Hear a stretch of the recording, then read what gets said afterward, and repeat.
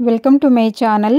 ఈరోజు అమ్మ వంటల రుచిలో సమ్మర్ వచ్చిందంటేనే ప్రతి ఒక్కరికి గుర్తుకు వచ్చే మామిడికాయతో చాలా సింపుల్గా ఈజీగా నోరూరించే రోటి పచ్చడి ఎలా తయారు చేసుకోవాలో ఇప్పుడు చూద్దాం। అంతకంటే ముందుగా మీరు ఫస్ట్ టైం నా ఛానల్ని చూస్తున్నట్లయితే మరిన్ని వంటల కోసం అమ్మ వంటల రుచి ఛానల్ని సబ్స్క్రైబ్ చేసుకుని పక్కనే ఉన్న బెల్ ఐకాన్ కూడా ప్రెస్ చేయండి। ముందుగా కడాయిలో 2 టీ స్పూన్ల వరకు నూనె వేసుకుని వేడైన తర్వాత 1 టీ స్పూన్ నిండా ధనియాలు వేసి లో ఫ్లేమ్లో 1 నిమిషం పాటు వేయించుకోవాలి। తర్వాత 1/2 టీ స్పూన్ కంటే తక్కువగా మెంతులు, 1 చిన్న టీ స్పూన్ జీలకర్రను వేసుకుని వేయించుకోవాలి। ఇవి అన్నీ వేగిన తర్వాత తుంచుకొని పెట్టుకున్నటువంటి ఎండుమిరపకాయలు 12 నుంచి 15 వరకు వేసుకోవచ్చు। మీరు కారాన్ని బట్టి వేసుకోండి। వేసి ఇవి అన్నీ కూడా లో ఫ్లేమ్లో వేయించుకోవాలి।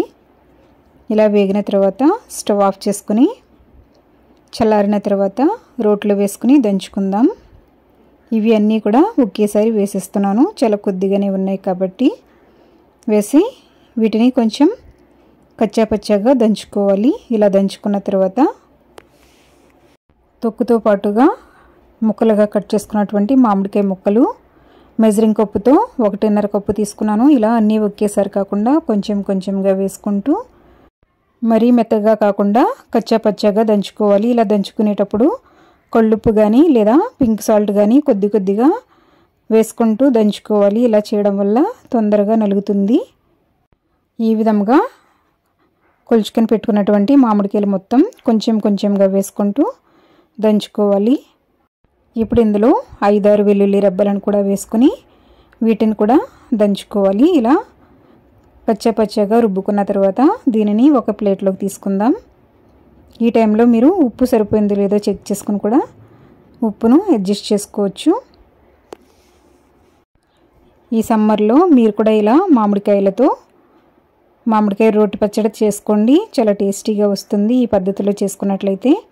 ఇలా పచ్చడి అంతా తీసుకున్న తర్వాత అదే కడాయిలో ఇంకొక 2 లేదా 3 టీ స్పూన్ల వరకు నూనె వేసుకుని వేడైన తర్వాత పోపు దినుసులు, పచ్చిశనగపప్పు, మినపప్పు, ఆవాలు, జీలకర్ర మిక్స్ చేసినటువంటి పోపు దినుసులు 1 టీ స్పూన్ వేసుకుని లో టు మీడియం ఫ్లేమ్లో వేయించుకున్న తర్వాత 1 ఎండుమిరపకాయను కూడా తుంచుకొని వేసుకుని వేయించుకోవాలి।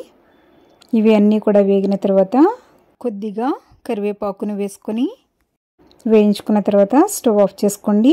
స్టవ్ ఆఫ్ చేసుకున్న తర్వాత 1/2 టీ స్పూన్ ఇంగువను కూడా వేసుకుని కావాలనుకుంటే చిటికెడు పసుపును కూడా వేసుకోండి।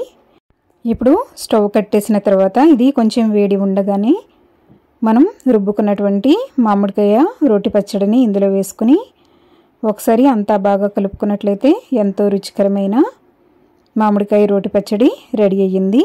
మీరు ఈ పద్ధతిలో తయారు చేసుకోండి, చాలా అంటే చాలా టేస్టీగా వస్తుంది। దీనిని వేడివేడి అన్నంతో తినొచ్చు లేదా పెరుగు అన్నంతో తిన్నా కూడా చాలా బాగుంటుంది। ఈ వీడియో మీకు నచ్చినట్లయితే లైక్ చేసి మీ ఫ్రెండ్స్కి రిలేటివ్స్కి షేర్ చేయండి। మీరు ఫస్ట్ టైం నా ఛానల్ని చూస్తున్నట్లయితే మరిన్ని వంటల కోసం అమ్మ వంటల రుచి ఛానల్ని సబ్స్క్రైబ్ చేసుకుని పక్కనే ఉన్న బెల్ ఐకాన్ కూడా ప్రెస్ చేయండి। Thank you for watching my video.